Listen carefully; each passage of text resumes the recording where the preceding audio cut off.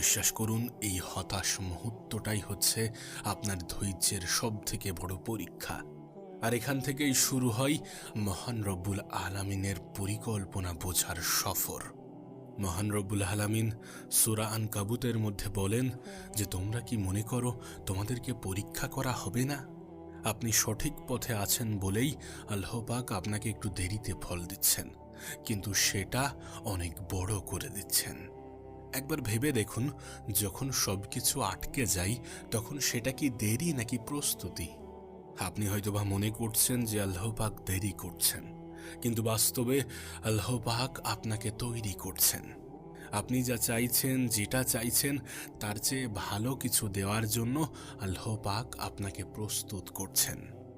আপনাকে মূসা আলাইহিস সালামের একটি ঘটনা বলি। মূসা আলাইহিস সালাম নবুয়ত পান 40 বছর বয়সে, অথচ তিনি ছোট